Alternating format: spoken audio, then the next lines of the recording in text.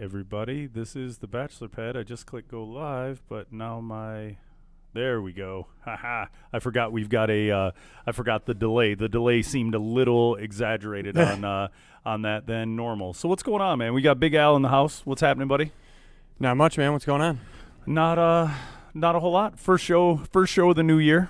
Oh, man. Dude, it feels good. I was wondering, I don't know. I know we talked a little bit about it. Like I was having a bit of a funk. Like, yeah, man, I'm kind of, and part of it, I went, wow, I'm not doing the, the stuff that I normally like to do. You know what I mean? Like right. This, and granted, it's lowbrow. It's a lowbrow version of creativity. Right. But the only thing I have or I do creative is using my words. So with doing so, I went, wow, what's missing? You know what I mean? Like I'm sitting around. I don't like Christmas. I don't like whatever. But I also wasn't doing the podcast and wasn't doing some things. So I went, oh, maybe that's it. Maybe it's the fact that I'm, that I haven't been doing whatever I deem to be creative. Well, you take one of those things that you do on a daily basis out of your routine, and it throws you off. You feel like you're missing something. Yeah, no, dude. And this was part of it, and I didn't really notice it because I haven't been paying too much attention. I haven't been paying too much attention to anything, current events, and anything that's social and whatever. But the Golden Globes kind of broke me out of my really? thing last night. Yes, of all things, it was the Golden Globes. Did you watch the Golden Globes? Heck no, dude. You should have, because it believe me, everything that I'll post and I'll talk about, a lot of it had to do with NOMAMM, right? Yeah. So a lot of it had to deal with NOMAMM. Boy, oh boy. Like now, everything that we talked about over the last few weeks, right, dude, is in full living color. It was, I get it, but I'm also like, come on, man, enough right. is enough. I did hear that Oprah made some big old speech about all this stuff going on and the Kevin Spacey deal, and was that part of the Golden Globes, or was that was part of the Golden Globes? That was part of it. The Oprah thing, it was a great speech. I mean, only second to things that I've heard like Obama say, and, Obama quality of a speech. And it was good and it was great, but it's so women, like right. Just it's all about women. And it's almost like when you look at the Trump stuff and how did this guy get elected and how did all this happen? You look at some of those same things and you go, okay, you're placating to one direct part of your base. Right. Now, when you look at it and you go, okay, that's good, but don't be a complete, pain in the, right. in the ass to all men, right? Or, and it's all about women and whatever, and they talk about, oh, we've been too afraid. And, my dealings with psychology on it, it's not my fault that women, were raised and that psychology was not a focus point for your parents, sure, or for anyone else to.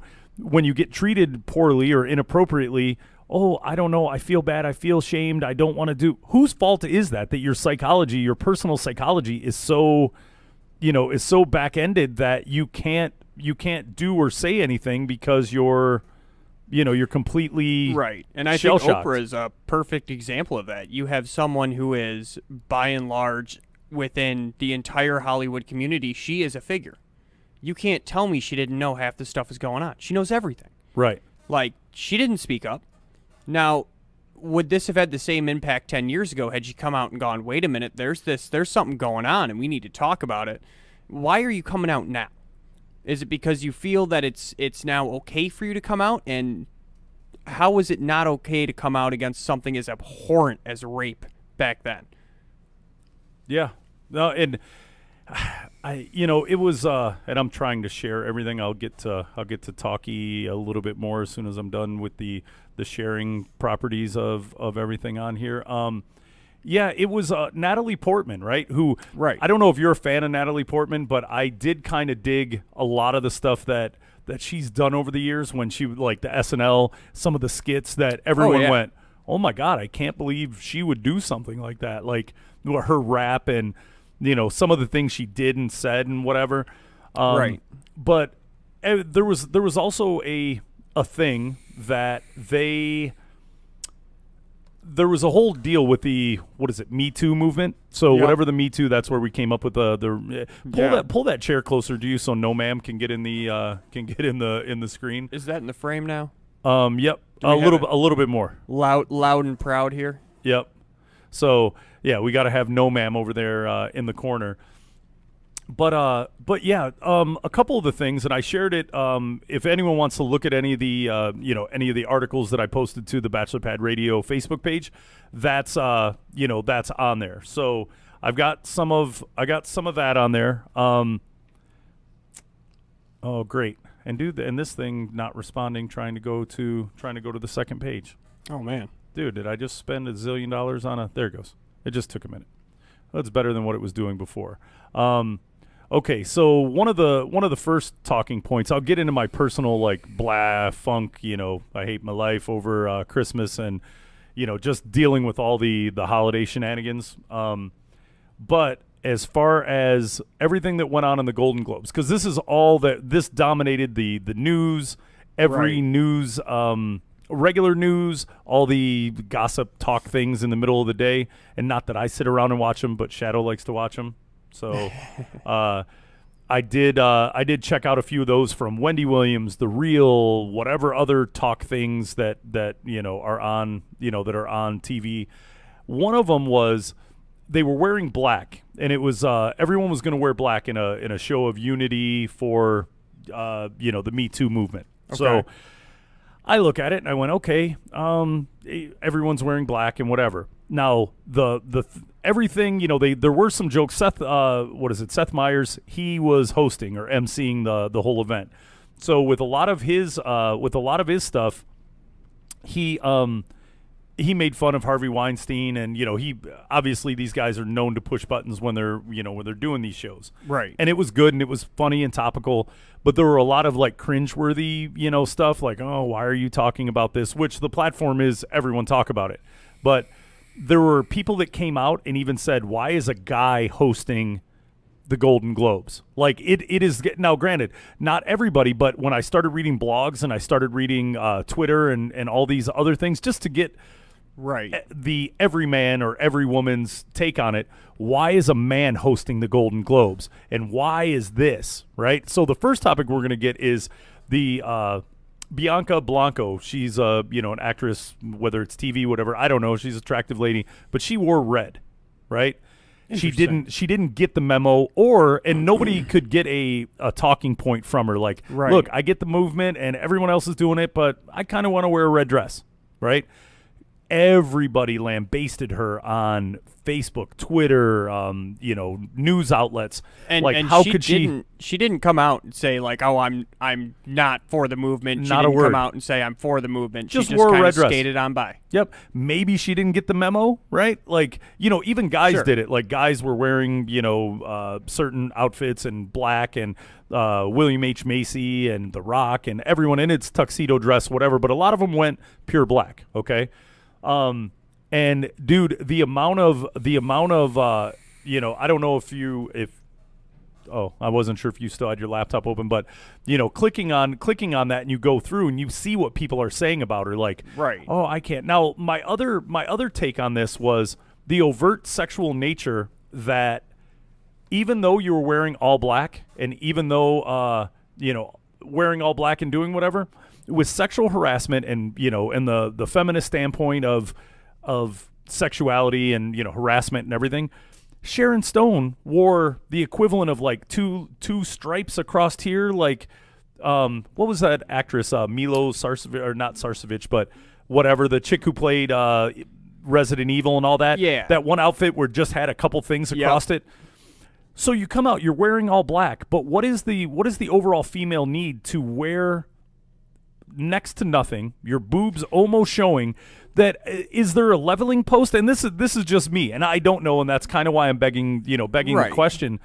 But why still, if that's such a concern, why are you flaunting your female sexuality in such a way that you don't want to be taken, you don't Right. want to be taken at face value for your body or your boobs or anything, but yet that's what you're wearing. We'll put it to the sexism test, right? Mm-hmm.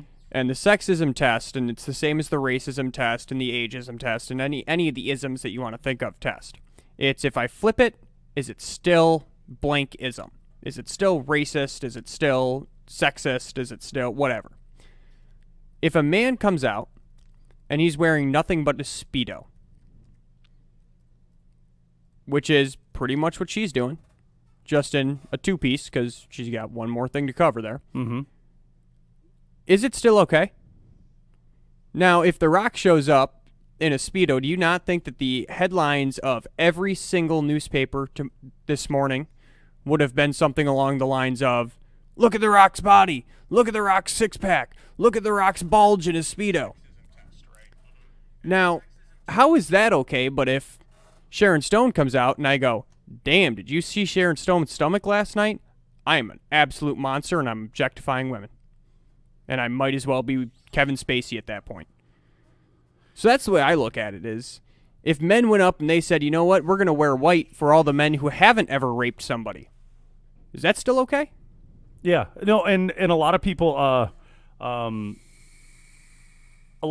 were, okay, well, how about mentioning, the good guys? And Matt Damon came out. Right. I think Matt Damon was like, hey, all this talk about, all the bad things that are going on in Hollywood. How about a nod for all the guys who haven't done and haven't, right. And I'm not cheating on my wife. I'm not sleeping with underage people. Hey, I'm over here. God dang it, I love my cousin. I'll show up in a Speedo and hell's gonna break loose, right? My cousin's a big man and fairly certain he's got the Ireland good curse, so he's packing a little I encourage wearing Speedos. That's right. So that was one of the first things. Natalie Portman, who again I said I really like, and I love some of her edgy stuff where it's just like Justin Timberlake. He hit a whole new level for me when he started doing some of the SNL clips, where he's like Dick in a Box and other stuff, right? Because I like, Dick and fart joke humor. I'm a child, right? I mean, it's just slapstick comedy. It's just funny. There's no meaning behind it. Right. And you're doing a play on words, a joke between a song, any number of things. It's good and it's funny. And then the Natalie Portman stuff was hilarious. Like, hilarious. So with doing that, she came out, and when they were announcing like Best Director or something, right? I don't even know what these awards are for. I know it has to do with television and film, I guess, and whatever. But as they're going through it, she was like, and they were like, oh, okay, we're gonna announce the the nominees for Best Director, and go figure, all male, and kind of a lull fell over.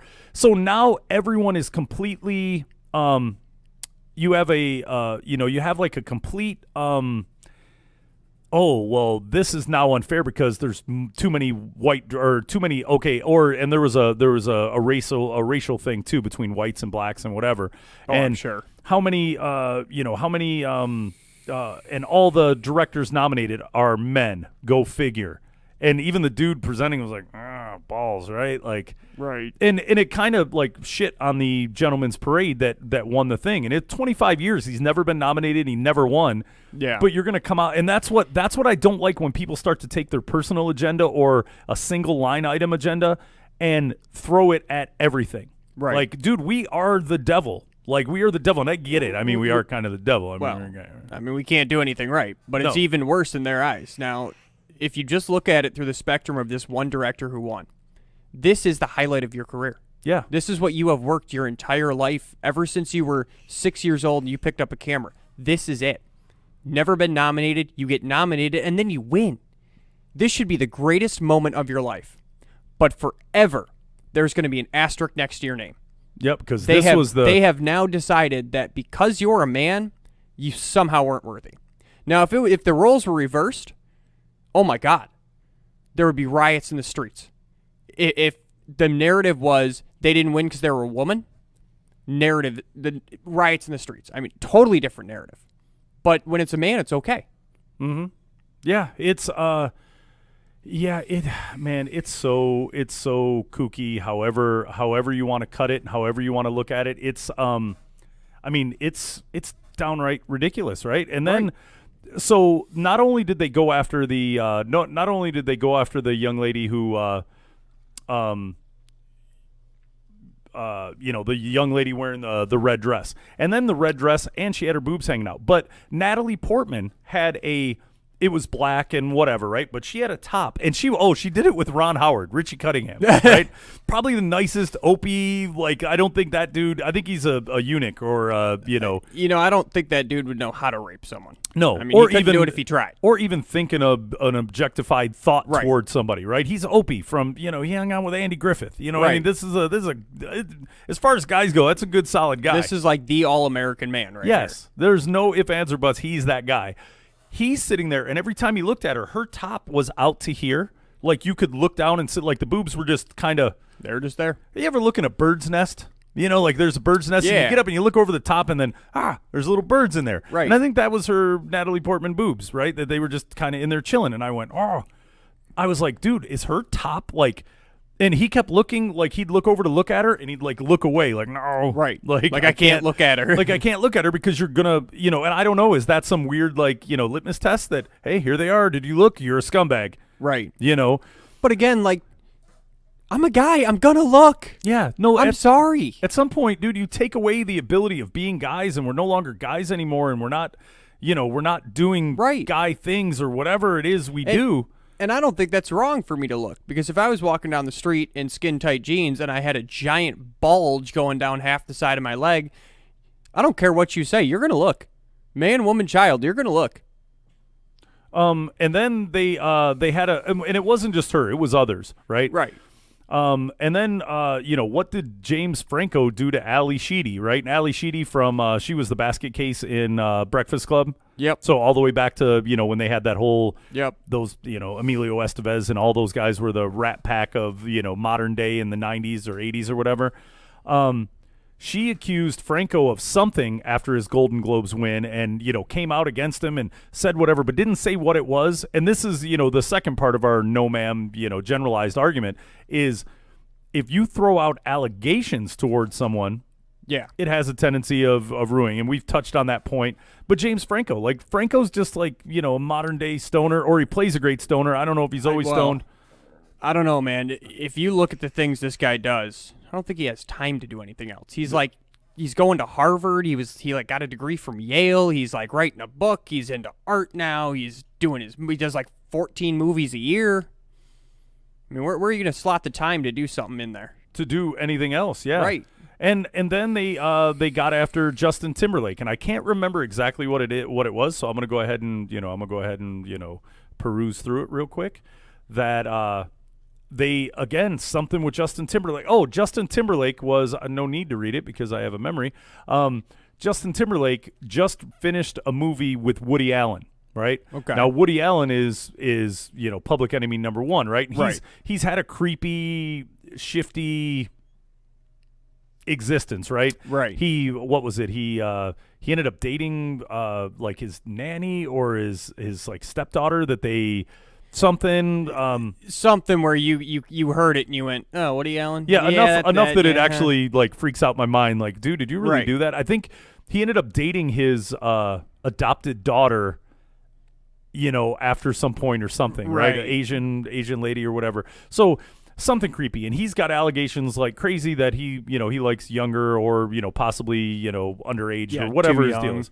So they went after JT, and they went after him again, and whatever, right? And I'm just like, oh my god. So if you get a chance to rewatch it and whatever, you'll go get a NOMAMM tattooed on you. I mean, right? I might have one at this point. I don't know. Yeah, right. You had a wild weekend. I don't know. Well, I'll tell you what. I I don't drink know a what lot of beer.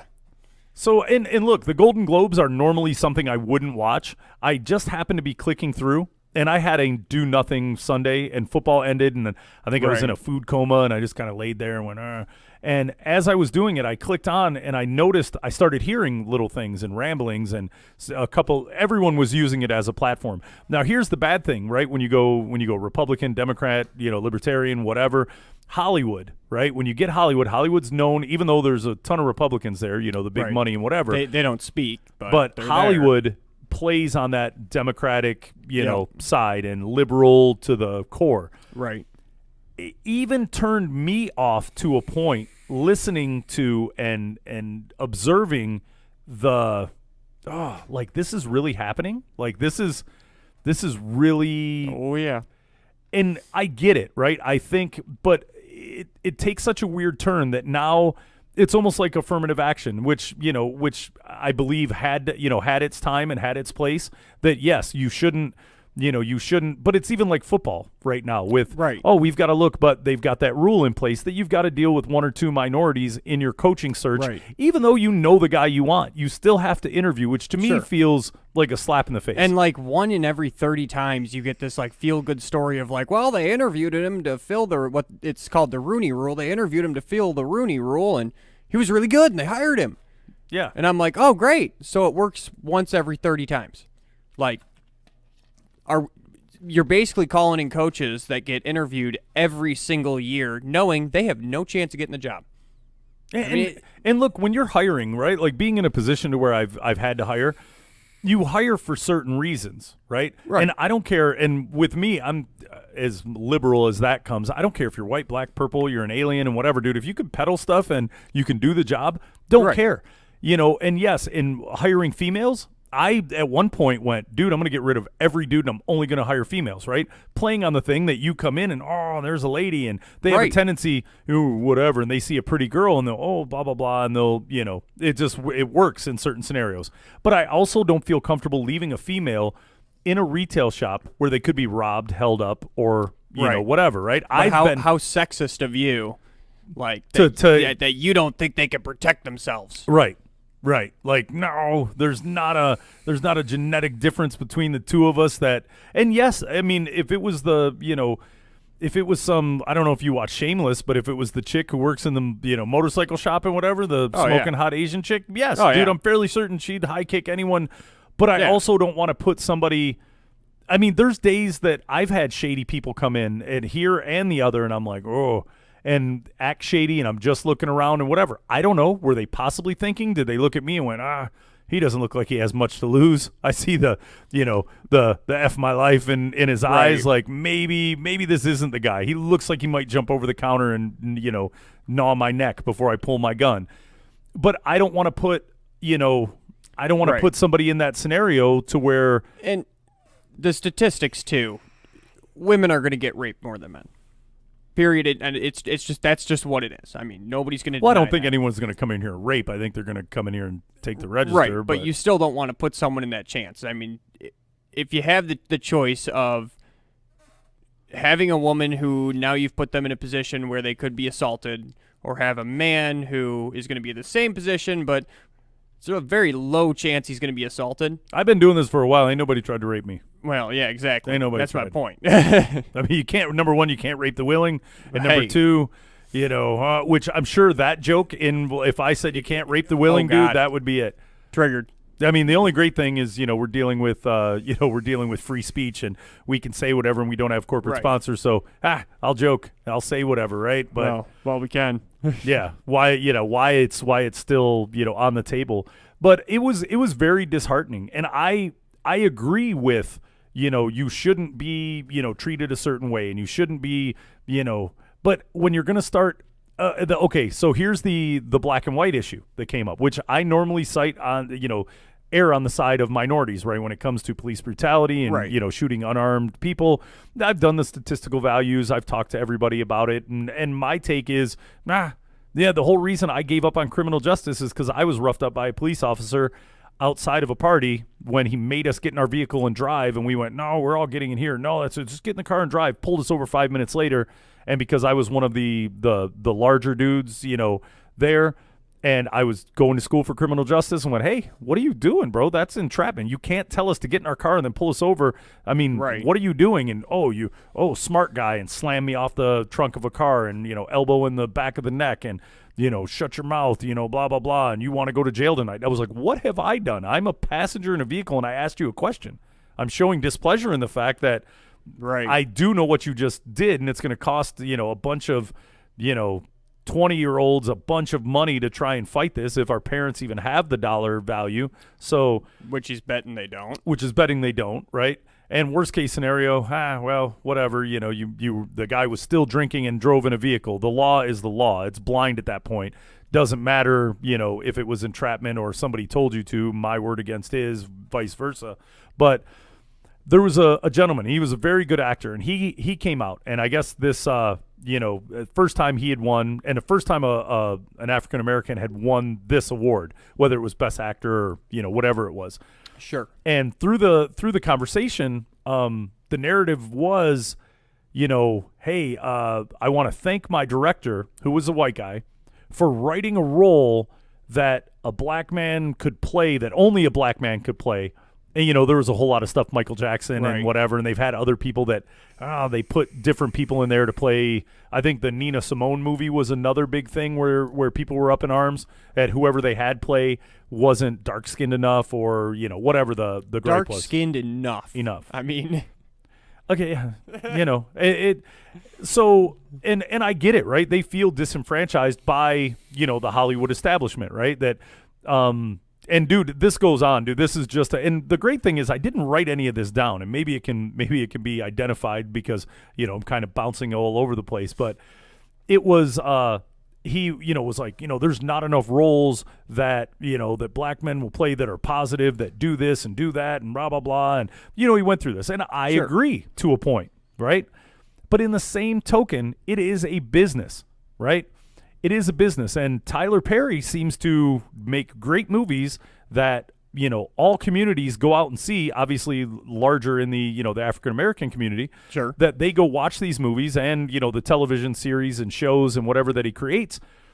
But if you're going to create this, who are you creating? You create a movie for the viewing public, for the watching public. So even, you know, heaven forbid, watching the news in the east side of Detroit, you watch the east side of Detroit and you do an intellectual film about this guy doing whatever. Are they going to come out to it, or are they going to go see Medina 39, right? Oh, yeah. And it's a level of who's going to watch this movie. You don't make movies. That's what Sundance Film and independent films and whatever are made for, right? That's what they're made for, and that's why they exist. But when you're doing, you know, blockbuster motion picture, you know, on that level, you do what people are going to come out and watch. Exactly. So the problem isn't necessarily with the Hollywood establishment, but yet the people who are paying the tickets to come see the movie. But I would also say that we're now going to a point where instead of going, gee, we need to put more females in strong leads, and just writing strong leads and finding a female to do that, we're putting females in bit parts. Like, I'm not going to give any spoilers away, but like the latest Star Wars movie, they put an up-and-coming female character and gave her like 3 lines. Gave her a ton of screen time, but like 3 lines.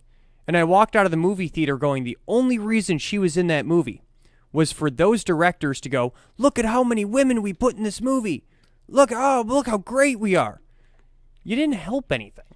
Well, and then what was the one before where technically the lead was an African American? The guy was a stormtrooper. What, Rogue One? Yep. So, look, I don't care. I'm gonna watch the film regardless. But if they do start, you know, and this is where it all, you know, where it all plays out, right? Because between you two, right, we've got somebody off camera who's the other half of the aisle. Other half. So, hey, I know every guy and girl goes through this. Hey, let's go see this. I want to go see this movie. I don't want to go see Fried Green Tomatoes 7 or whatever. Oh, but it's got so-and-so. Meryl Streep is awesome. You don't want to go see it. You do it to appease, you know, the female or whatever. And when you look at it, the females will have to support it 100%. And I think there's a large enough movement that, oh, this woman in this role, and they'll go watch it. I don't watch anything I don't want to watch. Right. And I'm definitely not going to, I mean, I'll sit on the couch with you because you smell good and you're soft and, you know, cuddly and whatever. I'll do that with a female, and I'll watch whatever at the house, right? Because I have ulterior motives, and I guess that's wrong because that's what guys do. Well, how dare you? I know. But in that same token, the female, you know, buying public will have to go out and support every female movie, every female lead, every whatever, but you're totally alienating the other half. And then if it's a white female and a white cast and whatever, I mean, at this point, is every movie we're going to have to do look like the Coats of Britannica, where, you know, you've got a Latino, you've got this, you've got that, or it's going to come under some kind of scrutiny. The movie is the movie. You know, I'm a little, I don't know, I was a little disenfranchised with the whole narrative that was going, because everyone started speaking out about it and talking more and using, you know, even when it's political and they come out and say this, or starving kids or Farm Aid, or Right. you know, whatever the topic of the day may be. I mean, it's always a platform, but in 10 years, am I going to be able to make a movie about gangsters in 1930 Chicago? They won't look like, you know, you're going to Right. have to put in Hispanics I'm going to have like 8 token black guys that and didn't female exist, and female Bugsy females, Siegel's a lady. right. And not be able to actually be true to the story that I'm trying to tell. And to me, that's even worse than what we're doing now. You're now just going to rewrite history to just stick people that didn't exist there, instead of going and finding real life heroes. I mean, we have so many movies we could do about, you know, women in World War II and the sacrifices and the things they did. We're not making those movies. Pearl Harbor was pretty good with the nursing and the whatever, yeah. would like right in between. I watched that movie. We And could do 150 different ones of the stuff like that. yeah, and see, the weird thing is, I'm a guy. Like, I'm about guy, except I don't watch like action. You know, I used to get my balls busted pretty heavily when on the radio with, oh, so you watch chick flicks and you watch whatever. And I was like, there's pretty women in it, right? I probably fall, dude. If there's pretty women, I watch pretty women. I'm not gonna watch Sly Stallone and Schwarzenegger run around with their shirts off in a young age and ogle their muscles. Like, I don't get off on fireworks. Number one, I think fireworks are stupid, right? People that do it annoy my dogs and freak my dogs out and make my life a living hell. But I also don't like a whole lot of boom and napalm and whatever in my movies. It's not my thing. But I will tend to watch, things that have pretty women in it, because number one, that's Pretty Woman. And if there's a movie and it's and generally when you get movies like that are, female driven, I learn a little bit about the females, or at least females who watch this. What do they think and whatever, and then therefore I know how to deal with them better when I'm, dating or doing whatever, right? So Right. it's kind of weird, but I used to get my chops busted quite a bit, because I'm like, they're like, they question my maleness Your by manhood. watching this. And I'm like, okay, so you watch a bunch of movies with dudes with their shirts off, but you're more manly than me, right? That sounds a little like more like Spartacus, and you're going down that. Those Trojans were pretty manly. Yeah. They were sticking it to each other, but But, still hey, wouldn't want to there's- see them on the battlefield. So there was a lot of weird narratives. If you get a chance, like, I don't know if YouTube will have it or if there's anywhere you can watch it in its entirety. If you watch or even skim through, the Natalie Portman part kind of made me angry. The Oprah thing, right? So now onto Oprah. Dude, probably the best speech I had heard in quite some time. That is Yeah. one heck of a woman. That's one thing I heard about it. Dude, not much I could say about it, right? But a whole lot of, if you're a girl out there and someday, and number one, that young kids are watching Golden Globes. The fact that I was watching Golden Globes was beyond me. Nobody watches Golden Globes, right? Right. It's stupid. But watching that and her talking, and her speech was awesome. Everybody went, Oprah should run for president, right? You've already seen the great divide. Number one, nobody wanted crooked Hillary, they say. Right. You've got the most racially divided thing in the country in life right now with Trump and all the, super country, whatever. Right. I don't care what they say. They're blatantly racist. Sure. Or at least, Yeah. they're not even undercover anymore. No, they don't. they're wide out there. And they don't even feel like they have to like. Which I love, because I'm like, all right, cool. You're Now a racist. I know who you are. I know exactly that I don't want to associate with you. Right. So you've got that, and okay, so a black woman versus the whitest, most horrible thing we've ever had sit at the desk in life. You immediately, nope, don't want that. Saw what happened with the Obamas and whatever, and we're just gonna. I mean, it's gonna do the exact same thing. Right. And maybe some women will, but Oprah has been off the air for a while. I mean, whatever, dude. That woman, what she said and what she did, oh my God, if it happens, it's sure. going to be an atrocity. But I mean, I would also caution everyone that it's one thing to make a great speech, and it's another thing to lead the country. I mean, Trump wasn't good at either of them, so what the fuck do I know? Because he's still. Well, and then you've got on top of it, I was a fan of Obama. He was a statesman. He was probably the most genuine and held himself like a statesman that we've seen in quite some time. You go back to like Ronald Reagan. If you watch old YouTube clips, boy, oh boy. I mean, granted, he was an actor, but that man would, "Good evening, America. This is your president, Ronald Reagan. There's been a problem in Libya and blah, blah, blah." And, dude, he had me wanting to grab a flag and whatever. I mean, his presentation, but his economic policies and whatever, and trickle down, economics. That is one of the things that made him so great of a president, is that he would stand up there and you'd be like, "I'm ready to go. Like, you want me to go to Libya? I'll go to Libya." He invokes confidence, confidence and a certain amount of patriotism and Americanism that I didn't even know was in me. And if you go on YouTube, if you got the time, go on YouTube and look up his response to Congress and the whole Iran-Contra thing, where he gets up there and he's like, if fighting, it's something along the lines of, fighting communists makes me a Contra, then you're damn right I'm a Contra. And you're like, yeah, let's go fight some communists. Yep, and threw it out there. And, and Obama was very good, but when you're dealing with an African American president, and whether it be an Oprah or whether it be Obama, everyone there's a certain amount that felt that, okay, the Obama phone. I still hear griping about Obama. Why did we give phones to whatever and this and that, and taxpayer money and all this, and yes, Oprah and women's rights and minorities' rights and whatever, but then we're right back to that same thing. Right. Where is there someone that can unify or look out for all Americans on a baseline without?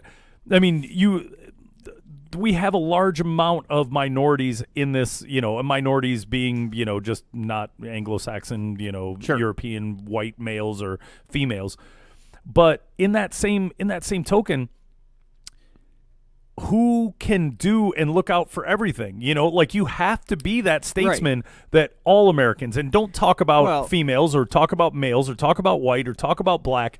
Dude, just keep everything so straight down the middle of Americans. I don't care who you are, but this is what we're doing, and this is the direction we're trying to take the country. And like, that's we've gotten to a point where we are going to do this. I'm afraid that it's going to happen and I'm going to be right, but we're going to do this again. Donald Trump's going to run against his polar opposite, and it's going to just split the country in half, and we're going to get no closer to a solution. I mean, it happened under Obama, where Obama really split the country in half. Trump just split it even farther. We're going to do it again in 3 years here, and we're going to split the country again. And I don't know that we come back from that if we don't put our foot down and say, look, I don't give a rat's what about the color of your skin or how much money you have or what car you drive. Like, let's get the right person in office. Let's get the person who's going to fix the problems. Yeah, we have to. Not the one who goes on the Golden Globes and says some real cool stuff or makes a bunch of money in business. I mean, let's go get the guy who actually brings the country together. Yeah, I mean, it's got to be something. And don't get me wrong, I think Oprah's awesome, and I think it'll be, it would be interesting, and it would be interesting, and boy, oh boy. But I mean, her speech was epic. Yeah. I just feel that immediately it alienated me as a man. So I don't know if I would. Don't get me wrong. You give me Trump or you give me Oprah, I'm going to go Oprah. Right? I mean, anything. Dude, you run for president, I'm voting for you. Right. And I've heard you say some cockamamie stuff, but I still think you got something going on underneath that furry hat. Well, the thing that always, when Oprah comes out and as great as the speech was, why now? That's what always, you had to know what was going on. You're friends with all these people. You have these people on your show. You're in the inner circle of Hollywood. How do you not know? Well, and here's the thing with Hollywood. A lot of people didn't want to make waves because right now there's enough people and there's enough momentum that it almost seems like piling on. Now, I don't want to say that in a derogatory way, because if things were happening, that's cool. But where is and where was your psychology of right is right, wrong is wrong? Right. Dude, if I was slighted that bad, I mean, don't get me wrong. I've been in situations where I've worked and blah, blah, blah, and I know I'm getting screwed over by the big bosses and whatever, but I need to keep my job. And that's what the psychology is. You don't want to kill your career by coming out and doing whatever, because I would say with a 100% certainty in my moral compass, if I found out my boss was doing something inappropriate to a child, there's no way on God's green earth I would keep it to myself. Yeah. And for Oprah, who, I'm not going to sit here and say she knew, but I will say that you really have to look at it and go, did she know? And if it comes out that, yes, she did, you are just as guilty as every single one of them. Yeah. Because you covered it up and allowed it to happen. Well, and that's their side of the movement. But I think it's going sideways already. Like, I know I'm not the only one, right? I saw people chiming in, and all I did was pay attention to boards and blogs and whatever, and people chimed in. And dude, if you say anything to the contrary, it's like a hornet's nest, and it's just coming from every direction. And I'm like, oh. But that's how Trump got elected, because it's been that way for so long that the people that voted for Donald Trump stopped saying it, and people went, we don't got to take him seriously, and all of a sudden, these people that had stopped talking and had just gone, okay, we'll show you one day, all of a sudden they came out of the woodwork, just like they did with Barack Obama. All of a sudden, those people came out of the woodwork and had the largest turnout in presidential history. I mean, 8 years later, you got Donald Trump, and it's the exact same thing. Yeah. I don't know if Oprah would be the proper move. Another celebrity, and this was another thing. Like, is that the precursor now for running for that political office, the only person that can draw, and then they got into how much money, which to me again is absurd, right? When you look at other countries, you look at France and you look at a few other countries, at how much money is allowed to go into the election process. Dude, it is absurd the amount of money that goes into getting somebody elected, which I think is, and everyone who complains about, we've got homeless vets, and we've got, the homeless problem, and we've got, children with not enough food to eat, and all these things, but yet we piss off billions of dollars to get somebody elected. Like, it literally should be Facebook Live, right? Get on Facebook Live. It doesn't cost you anything, and do whatever. Run your snippets, run your things, do whatever it is you need to do. Town halls. Yeah, any number of things, and have them, the same individuals have the same amount of things and have their ability to talk over social media without costing a dime. Use any of that money that would have been contributed and maybe feed a homeless person, or start a tiny house village, or maybe feed some goddamn kids. Now that's what I want to see. I want to see a politician, the next person to run for president. And you're probably not listening to this show, but if you are, God bless you. I want to see that person. I want to see them come out and say, don't give me money. If you like what I'm saying and you like what I'm doing, donate to your soup kitchen, donate to your homeless shelter, donate to PETA, donate to Group X, donate to Group Y. And use what we've already built. Or take the money and then literally hand it over, right? And take the super PACs money that are, here's $1 billion, and go, okay, sweet. Hey, FEMA, here you go. Right. Any number of things. So, I mean, that's absurd, right? I mean, when you look at the dollars and cents and you look at all the things that they want everyone to pay on their post-tax dollar to, give to this. And it goes into the, the wounded warrior and all these other, things, which are great things, like taking care of our service members and whatever. But I feel that is the government's job. You sent them over there. You put them in this situation. They should be taken care of. Why you have your post-tax dollar, and granted, you're going to, granted, it's tax deductible, right? You give a certain amount to whatever. Sure. But why are we having to do that as individual citizens when the government should, in my, I don't know if I'm wrong in this, but for exactly that. Right. I mean, how are you asking me for my money? I've already given you my money. If we go to war and we do whatever, and then I watched Charlie Wilson's War the other day. Tom Hanks, right? You can't go wrong with a Tom Hanks movie. Oh, I don't know anymore. Well, I'll tell you what. Yeah. Well, tomorrow that might be a different thing. That's right. But I was like, Tom Hanks won't let me down tonight, right? And I remember hearing ramblings of this Charlie Wilson's War.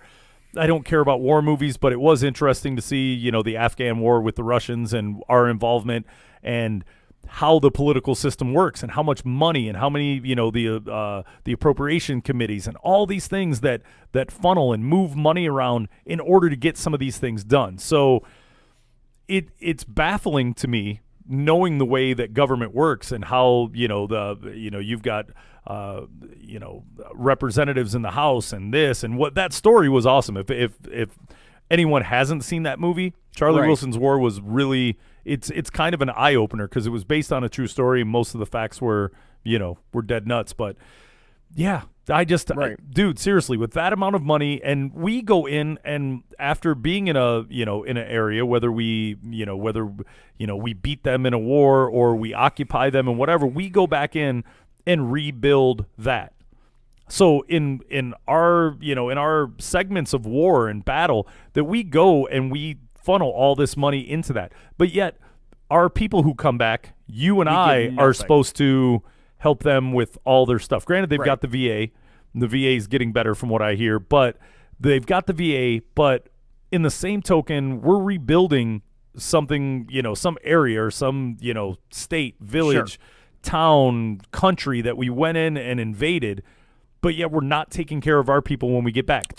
And I'm sure you got free medical care and whatever. But the amount of veterans that are committing suicide and doing whatever, it's huge. And that argument, the whole free health care for the veterans and whatnot, that's not actually quite true, because it's free health care at the VA. But the VA is about as good as going to a third world hospital. It's been subpar. It is absolutely awful, and the amount of allegations and things that have been proven about the VA in just the last couple of years alone, if you want to look it up, would make you shudder and want to file a lawsuit against the government for it, which, fun fact, many groups have. And one of the big things that we were talking about in the Libertarian Party, and I don't want to go too far down this road, but was, why do we even have a VA? We are spending so much money on the VA alone, on these private hospitals that are just for veterans, and we got to staff them, and we got to hire doctors, we got to do this, but it's the government, so the government doesn't want to pay the money that the real doctors would make. So now we have understaffed, and the staff that we do have isn't great. Why don't we just take that money and just give it to the darn veterans and let them go to U of M and get real health care? Yeah, well, I mean, our healthcare system is broken, this country, regardless. Oh, absolutely. Well, and then, so then after this, right, as I feel that I've had all the shenanigans I can possibly deal with, I look at the CNN interview with the weird spokesman guy. CNN's Jake Tapper ends an interview with, President Trump's advisor, Stephen Miller. Don't know if you've seen the Stephen Miller guy. He's kind of a whack job. Kind of, right?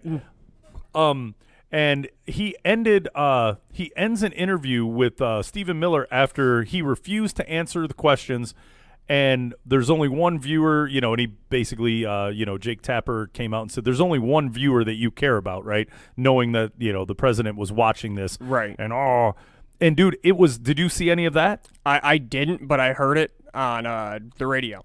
Dude, he just, completely discounted anything the interviewer was saying, and then the interviewer, and that was awesome because he went, okay, you're not answering whatever, and the dude kept talking.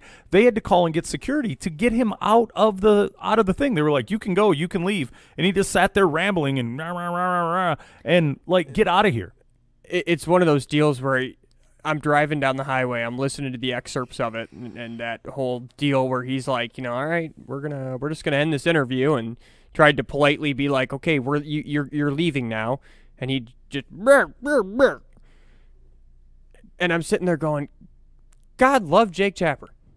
Yeah, because for the first time in a long time that I can remember, somebody had the balls to just say, you know what, I don't care who you are, we're done with this interview. Yep, that was it, and we're done.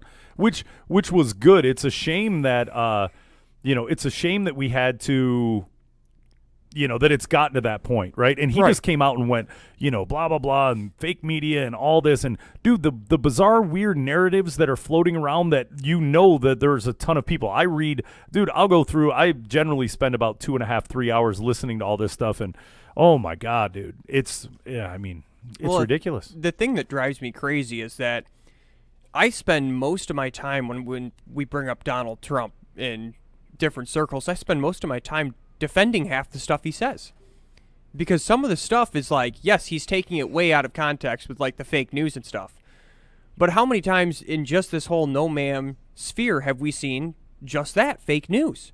People reporting things that didn't happen, reporting from sources that didn't exist, slandering people in the media on things that just flat didn't happen, allegations that had zero basis in truth. And well, and I don't think there's anything wrong with saying, hey, this person has been accused of. Right. But it's the due process.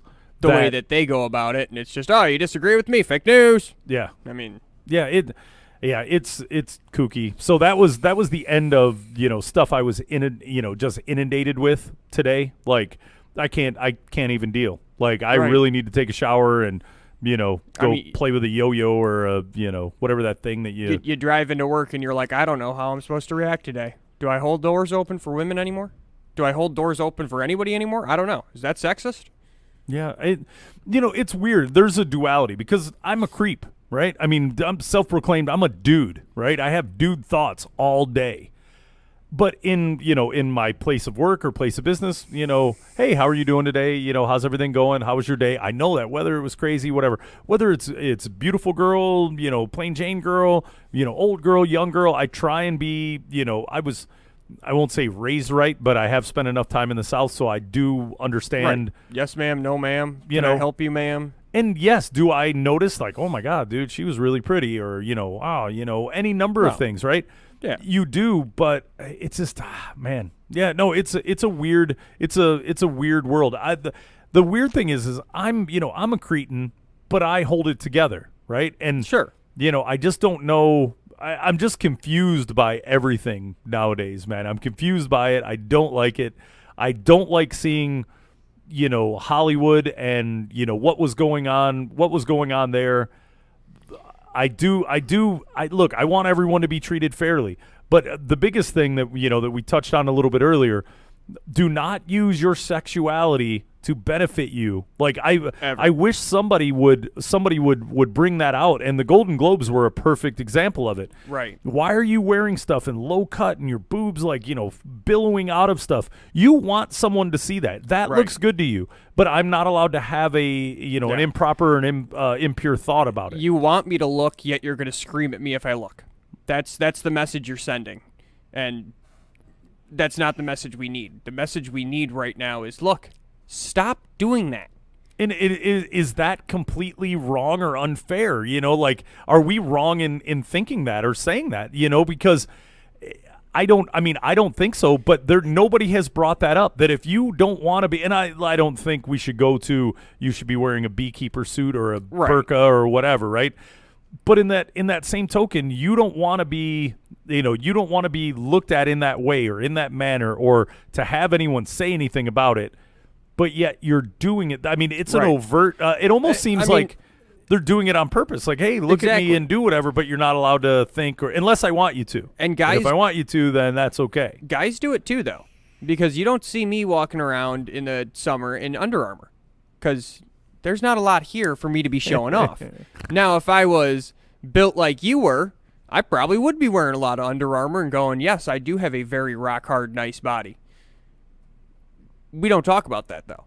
Yeah. I mean, you've never seen a muscle-bound, probably done some injections of the anabolical steroid muscle head guy, turn around on the street and go, did you just look at my pecs? How dare you objectify me? Yeah. That would never happen.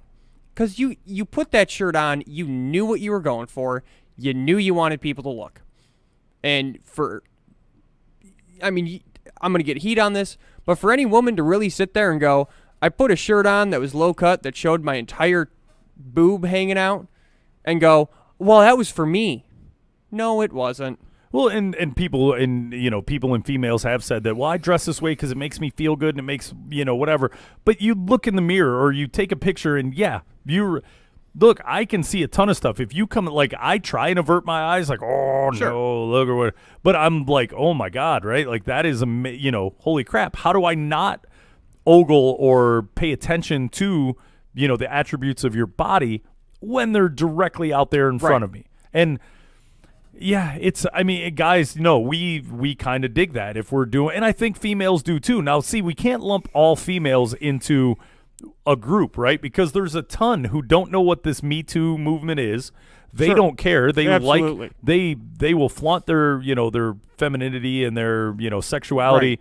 and it gets them things, right? And they're okay with it. You're on the side of the road and you're a pretty girl and you're, look at Daisy Duke and whatever, Yeah. right? You're pulling over and helping change a tire. That woman was completely capable of changing a tire all by herself, but you pull over and do yeah. so. Yeah, it's also interesting. Now, I'm a student of history, and you go back to the 50s and the 60s, which, if you ask any of these women, they were so oppressed. They used to talk freely about their measurements.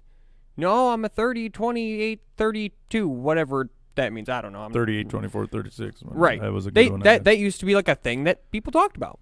And that was just a normal part of conversation. Now, as the years went on and it became, women's rights and we're not things to be objectified, there was an actual movement telling women to stop talking about that. Now, did they stop being a 30, 28, 30? No. Did they stop being gorgeous? No.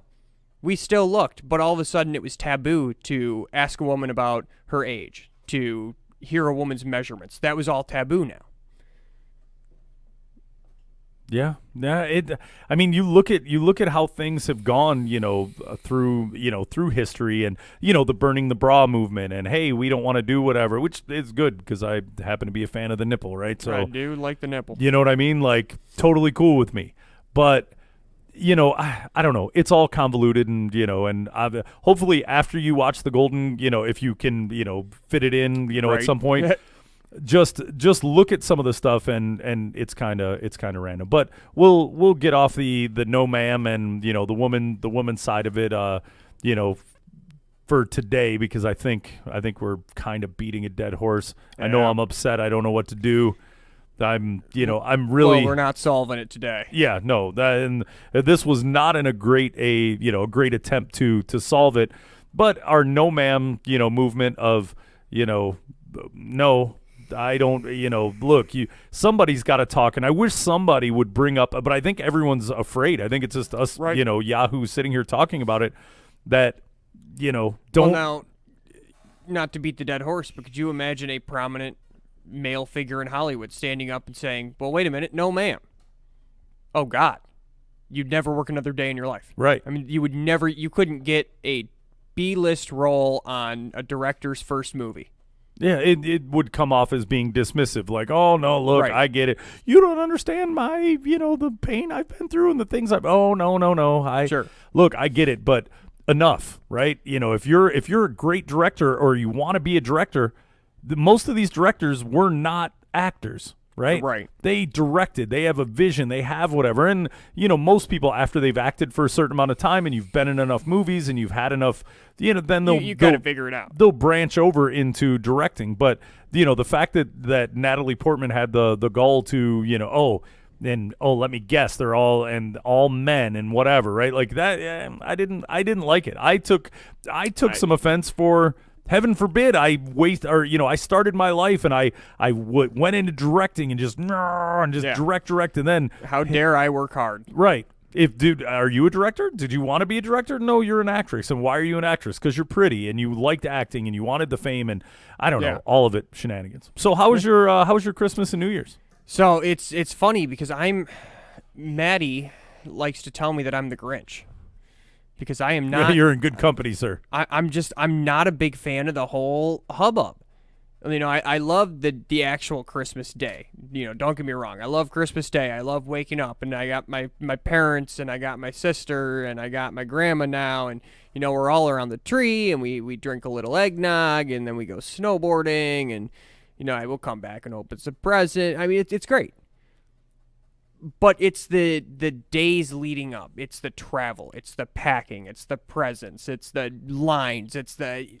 You got to talk about it for freaking 3 weeks before it actually happens. Yeah, I avoid it like the plague. By the time Christmas happens, I'm like, can we be done with Christmas? Can we get to like February here? I'm done with everything. And I don't understand I get it. Everyone does it, but I wonder why they do it.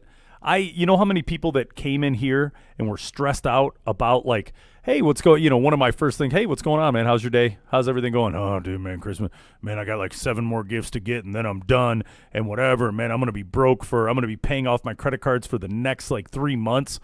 Right. For, Christmas. And don't get me wrong, as a kid, I didn't know any better, right? Like, Sure. I really hope I get that, new entertainment system or, stereo or whatever it is I wanted. I just think it's the over commercialization of Christmas and the gifts. Dude, in my early 20s, my first job, I would like to buy, look, I've made it, right? I'm making Right. $50,000 a year, $60,000 a year. Look, I can can buy buy mom everyone and dad stuff. presents. Like, I think I was 18 years old. The first thing I bought was like diamond jewelry for the women in my family, and it was like, aha, I'm a man now. I can buy diamond jewelry. And what they didn't know is I bought it from Zales used for like $40. There you go, the old discount rack. But Right, that was my little secret. But it was like, aha, I can do it. And now I'm 25 years old, and I'm like, what does Amazon got? What's on clearance? I'm not putting it on the credit card. I'm not. Yeah, what do they need? What would be Right. good? I mean, I don't make like I know people that are 25 still make Christmas lists, and I'm like, no. People are, what do you want for Christmas? I don't know.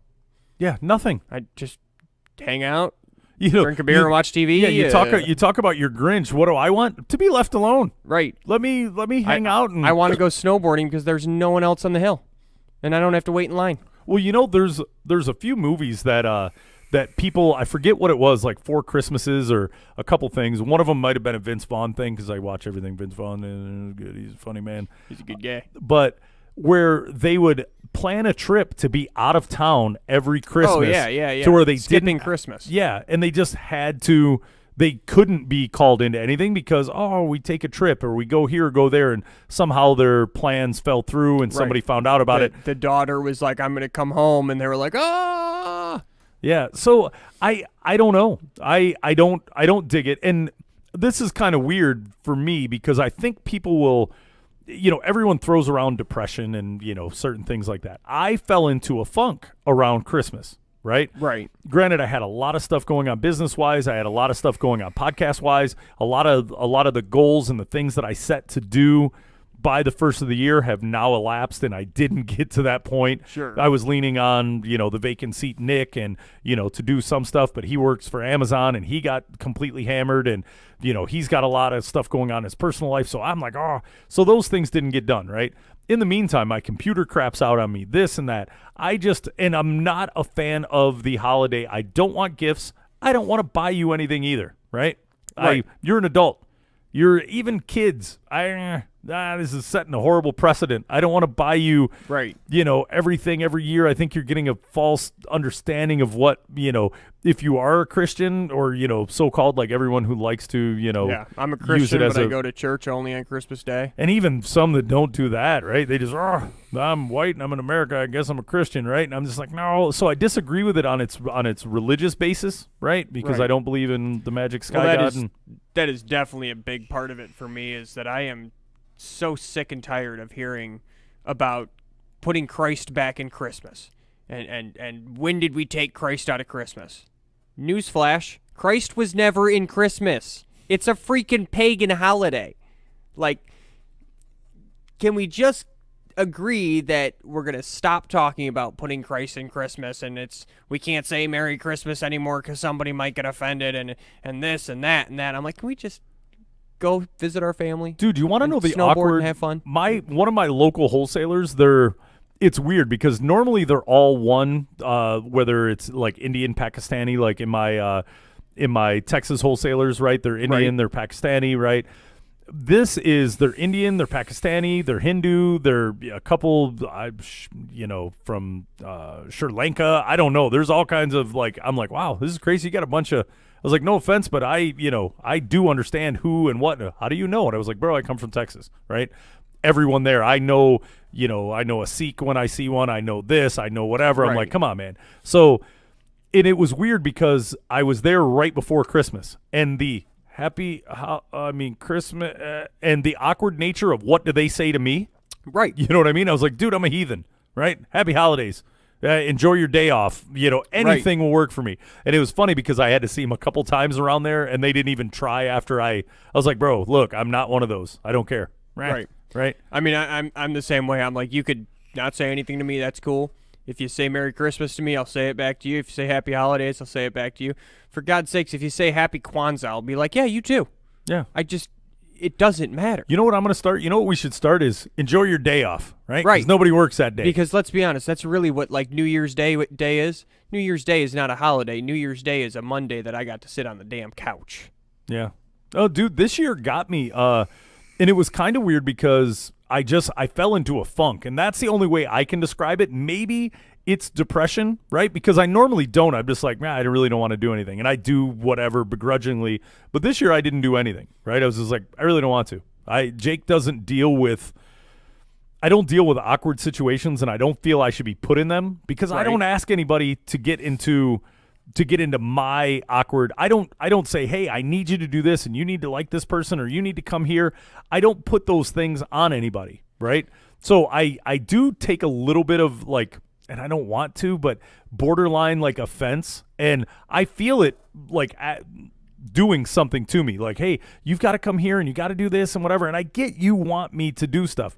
But when and maybe I think it almost errs on the side that I'm a little bit more enlightened when it comes to that, because I'm not asking you to go do something with me. If you want to do something, then we will go do it, or we will go do this together. But I don't require anyone to do anything. If I was dating right now, I wouldn't, hey, you got to come meet my family and you got to go do whatever, right? Like I don't have codependency issues on the fact, look, this is my family. If I go see them, I will go see them. I also don't like in the weird dating realm having to go meet theirs, right? And I do understand that they want me to go, like, I want you to go, and I want everyone to see the guy I'm with, and no, right. They're your family, right? See, I never had that problem. They always tried to hide me. Oh, there you go. There you go. Maybe I represent better than I actually am. Yeah, because well, that was your problem. You got to be just an absolutely horrible person. Well, then nobody wants to meet you. Well, look, it's all for show, right? Because, yeah. Dude, imagine you take me, and dude, I've always dated, I won't say out of my league, but I've always dated girls that have much more high achieving families than, doctor, lawyer, dentist, whatever, right? So they bring me into it. Now, mind you, I'm just at this point, I work at Ford Motor Company. After speaking with people, they all thought I was an engineer or I was in management, and come to find out, I'm the guy who shoots the screws. And they were like, wow, you're pretty, you're very articulate for whatever. So what is it? And they were baffled because, and number one, right. I'm a friendly person. So if I go, hey, how are you? Nice to meet you, blah, blah, blah. I'll point out something in the house. I can carry a conversation. I'm a little bit of a chatty Cathy. So it represents well. The weird part is, I guess if they've dated, douchebag 1 or douchebag 2 or I'm not, and I give off the impression that I'm much smarter than I am, right? I'm not nearly as smart. I just happen to be really observant, right? Right. And I can pick up on this. If I've had a conversation with one person about another, I know enough about engineering that I can have a conversation with an engineer. Right. From a layman's term, but enough to where I understand where I'm not going to try and talk and sound like I know anything about it. But right. So you're doing whatever. What do you think about the inherent delays, between the proc switches and whatever, and that equates to, nobody seems to, the inherent delay, between this and this, and, the equation on this goes to whatever. And I was like, I know it. I'm like, you're looking at 25 to 30 minutes a day. And yeah, it's about 30, 33 or whatever. But, are you an engineer? No. I just happen to work in that, and I listen to what other people say. I'm observant enough to know when they argue about, hey, we need to get X amount of parts off of it, and I go, okay, we've got 46 prog switches on here that run this through, and there's a 1.5 second delay that every one of those. So you're automatically taking, almost a minute every cycle for those all to move and get in position, but yet you want X, Y, and Z. We're doing 1,238 parts in a day, blah, blah, blah. So how does the number actually factor down? I'm not doing exact math, but I know that there's inherent delays that you're running this from here to there. And I'm like, don't tell me that I need to work faster when you're shaving off this amount. Like from this part to this part, heaven forbid anything happens between here. So I don't know. It's really You know it's really enough random. to carry on. You know enough to hold a conversation, and if you really needed to know more, you'd know enough to know where to go. And heaven forbid a joke here and there, or say something topical, or be. So I guess that was Right. kind of my downfall is, oh, he represents really. And now the family's going, oh, you should bring so-and-so. Oh, and, he's fun to be around, or, whatever. And I'm like, Right. no, this You're is like, cool. I just want to be on the couch. Yeah, I really like having sex with your daughter, right? I don't want to be around y'all. I mean, don't get me wrong. If I got to be around y'all, then cool. I'll have a good time, and I'll make it as pleasurable for all parties, that are present. But at the same token, I just as soon be at my house in my boxers. Right. See, I don't think that would have worked with me and Maddie. I don't think I could have been like, I'm really not going to go to New Jersey. I'm going to fly her up to Michigan because I just like having sex with her. I really don't like you people at all. I just like having sex with your daughter. Yeah. Yeah, that would be. Ooh, I got something weird going on my screen here. Oh, interesting, dude. It looks like acid trippy. I wonder if it's playing through there. But yeah, I don't know. I hit a weird. I think what other people would call like borderline. Seasonal depression. But I won't, because look, I just don't want to be around people, and I'm kind of bummed Sure. out for a week or two. So in that time frame where I'm just kind of bugged out for a week or two, maybe just leave me alone, right? Well, and also you get that little time to yourself, and you reset, and you figure out what am I trying to do, and what are we doing? What's the goal for the podcast? What's the goal for the shop? When you're rushing around, and for the 2 weeks leading up to Christmas, you're like, oh, I got this project at work, and I got to get this done because I'm going on vacation to do this, and I got to do this, and I got to shop for mom, dad, and aunts and uncles and cousins, and you never really just stop and think about, what do I need to do? Yeah, I'd say to do a check. Yeah, it's weird. I don't know. I don't like it. I don't wanna be dealing with it. I think it's all somewhat shenanigans. I've somehow peeved off all the females in my family. Everyone seems to be borderline mad at me and whatever, because I don't want to do stuff. There's I go through that yearly. That's normal. I'll give you a good example of this Christmas where we have so we only celebrate Christmas with our immediate family. So mom, dad, my sister, whoever we're dating at the time will come up, sometimes maybe not even, and grandma. And we'll do our thing, and we'll get together, and we'll have nice meals, and we'll play games together and be a family, which is great because, we're both grown, we're out of the house, we don't see them as often. It's great. It's like a baked in time of, hey, we all have these days off, let's do it. When we were kids, we decided we were going to do an extended family. Now, my mom's side of the family, she had like 9 siblings. And all of those siblings had, 5 kids, and between 2 and 5 and 6 and 7 kids over here. So you got to find time to put all these families in a house, and politics and this and This year, we just didn't go. Really? My parents sent a message to the family and said, oh, sorry, we're dog sitting. And I said, oh, Maddie's working, and I don't want to go by myself. I don't want to drive all that way by myself. And my sister was in Texas for a wedding, and we just said, we're just not going to go. And it was great. We sat on the couch. I watched some football. I didn't argue with anybody. It was great. Yeah. No, and that's kind of the way I want it. Now, I don't know if it's right or if it's okay the way I do stuff, but it's just me. Part of the thing of getting to, it's not wrong. Yeah. If being me's wrong, I guess I don't want to be right. There like you go. One of those things. Like, and dude, I've been prefacing this to my family and to anyone I deal with for a long period of time. Like, look, I'm just not. I don't like it.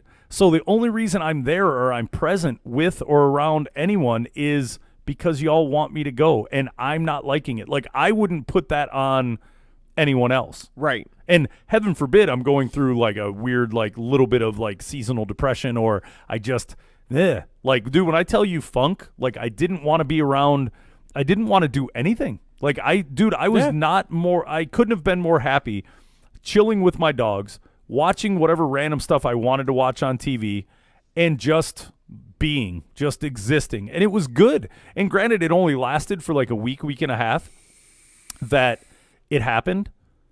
And now it's kind of over. And part of it, I think, and I was talking about this before we got on, that I wasn't doing this. I stopped doing this also, right? Yeah. And, it was at the, end of Christmas. I had the computer issue. I had to do whatever. Let me just see, kind of rethink, what or how we were going to go about a few things.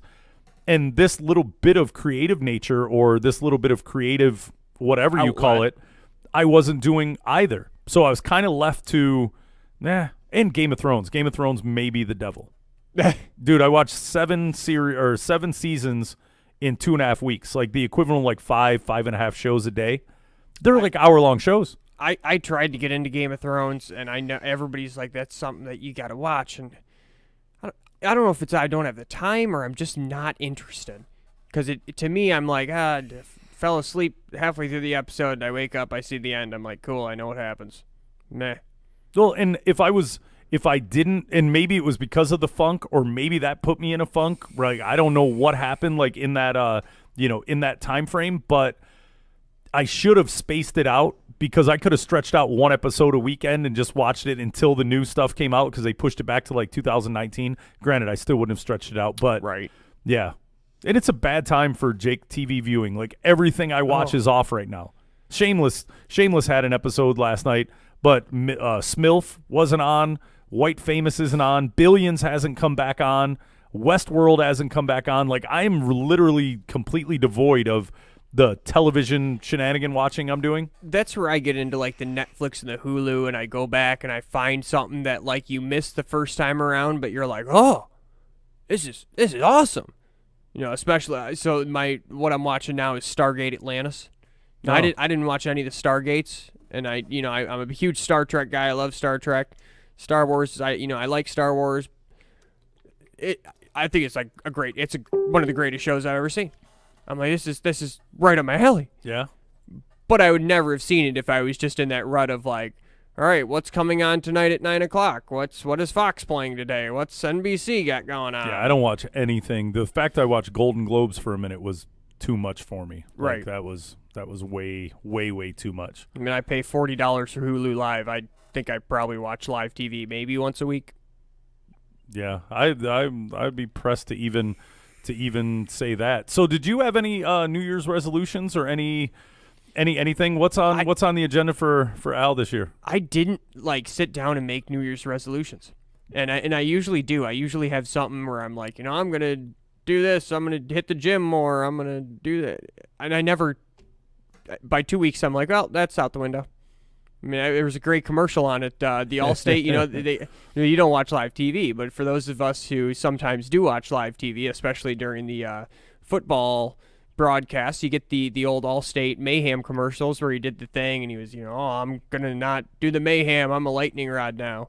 Well, the first commercial break in the national championship game, he had the thing where he was like, as long as you guys are going to stick with your New Year's resolution, I'm going to stick to mine. What? You didn't make it 2 weeks? And he like went back to being Mayhem, and I was like, that's it. We all make these resolutions, and then in 2 weeks we're like, yeah, I haven't gone to the gym, and I guess that's not going to happen, and I'm not eating more carrots, and I guess that's not going to happen, and I'm still working the same crap job I've been working for the last 3 years, so I guess I'm not finding a new one. Oh well. So I didn't do it this year. I've never actually made like a resolution. There's certain things, and it was funny. I saw a buddy of mine from Texas. He was like, man, I'm not drinking, I'm going to go like 90 days without drinking and do whatever, blah, blah, blah. And I guess it's a thing. A lot of people. And what's funny is. Yeah, the 90-day cleanse. After what I normally do yearly is after New Year's Eve generally is a shit show, right? You go out, you drink too much, you go, oh, what was I thinking? And you wake up and you're just kind of like, blah, don't have to work for a couple days or whatever. I've done it, and I don't even know that I do the same things. And there's a funny thing. I've been to a strip club like 8 of the last 9 years on Good Friday. And this isn't like my atheist belief system going, I'll show you. Yeah, he's risen my ass, right? Like, it's not one of those. It's just weird. I don't know how, but sometime at some point of the year, somebody goes, let's go out on this Friday or whatever. And it ends up being Good Friday. And I notice it after I've had a few cocktails and the glitter is, flying around in the, Right. the steam-filled room. And I go, aha, that's Good Friday. Like, do I literally, I go on a regular basis? But after New Year's Eve, I generally don't drink until St. Patty's Day. Or I try and make it to okay. St. Patty's Day. And it's one of those, what am I doing, right? Because you go through the holiday season and people Right. in town and you drink and you do whatever. And then it stretches out a little bit further. And then I go, okay, dude, I'm going to drink on St. Patty's Day. And then I go, that's stupid. I should probably start pre-gaming a little bit so I Yeah. don't come out So and act like you don't die. yeah, I'll act like a complete psycho leprechaun on on that day. But yeah, it was funny. I heard a couple other people saying that. Now I didn't make that, but I am. If I'm going to proclaim anything, I'm going to start lifting because right now I lift and heaven forbid the Me Too movement will get mad. I lift like a girl right now, right? I lightweight, just do a little. I do like four or five sets of chest, 4 or 5 sets of bis and tris, and then some shoulders, and then boom, go to work, right? I'm actually going to go and try and become, try and get back to the old, the former glory-ish of me lifting super heavy. So, or not super heavy, but Right. enough. It doesn't take much for me. The minute I start touching things, weight-wise, I grow. And I'm like, you know what? I feel like I need the shift that I'm working now. I've got way too much downtime in the middle of the day that is not really being super productive. So what I need to do is actually go to the gym and do whatever and blah, blah, blah. So Right. I'm like, you know what? That's not a bad way to spend an hour and a half, 2 hours a day. So that's on my agenda. And I was going to do it today if I didn't have to go get this computer and, and do the other stuff. I guess if I had to say, one not resolution but goal would be, for me at least, would be to better my financial position, which I hate saying because I'm like, isn't that everyone's? I mean, isn't that what we're trying to do here? Yeah, this is the year. We're This in is the where rat I'm going to. race, right? But I think that's really it. It's let's pay off some debt. Let's get some finances under control that maybe we've let go in the last couple of months. And other than that, it's like I'm happy where I'm at. Yeah, I could get a different job and maybe that would be cool. But I could also end 2018 right where I'm at and be just okay with that. Yeah. Yeah, it's not an overall year view for me. It's just kind of a what have I been slacking on? What do I need to You know what? I did just kind of fall off the last, 3. I need to get back to doing this. And it doesn't hurt that we were just in, the super. And that's another thing of my funk. I believe it had something to do the fact that it was negative temperatures or as close to zero as humanly possible. That threw it in, and it just there's a lot of time to sit and think and balls, I need to be doing this and I should probably do this, and But you don't want to go out. yeah, and I definitely don't want to go out.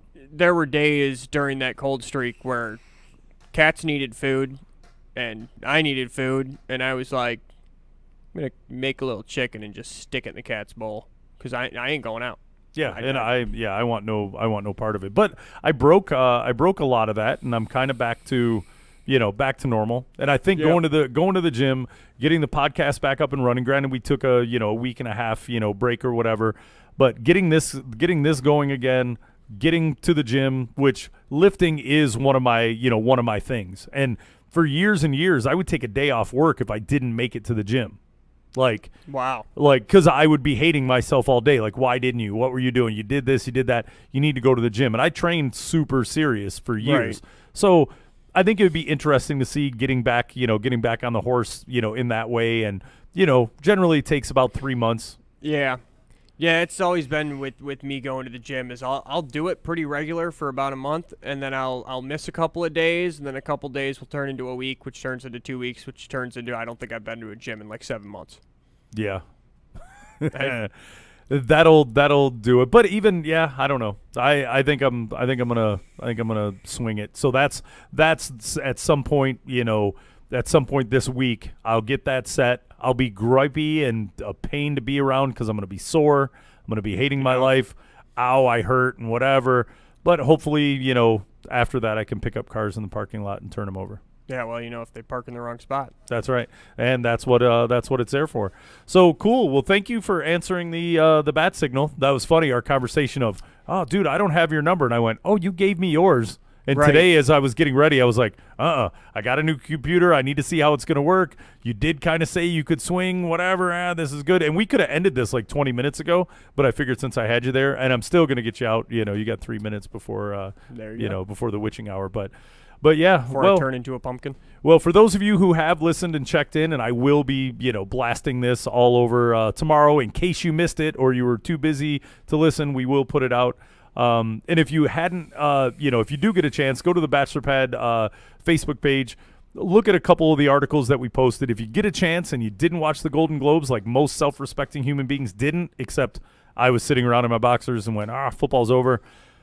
Take a look at it. See, are we completely out of our mind for, the viewpoints we had on this? And, this is kind of getting out of control. And, I don't know. But it was good talk, and thank you and just like you used to be the gentleman in the corner, she's the lady in the corner. The lady in the corner. The lady in the corner. She brought the food, and you guys had your grub and hang out. So awesome. Well, I'm gonna go ahead and click the button and call it a wrap on this. Go home, play with my new computer, and see what kind of interesting things it has to offer. Get a virus scanner before you go home. I did. Why do you think I?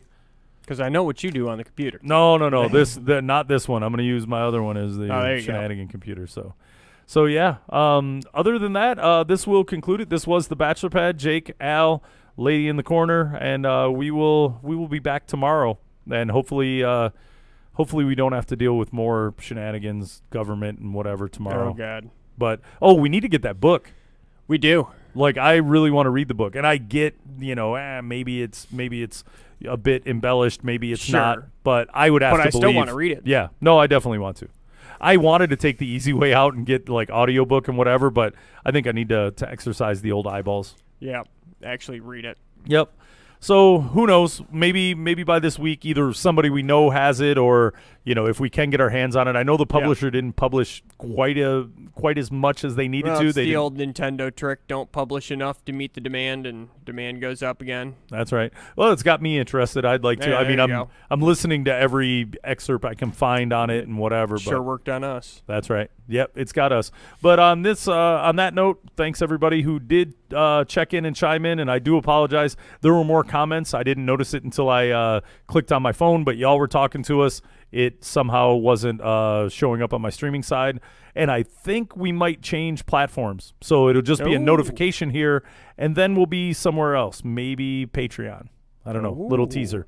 But this is the Bachelor Pad Radio, Facebook Live. Good night, y'all. Night.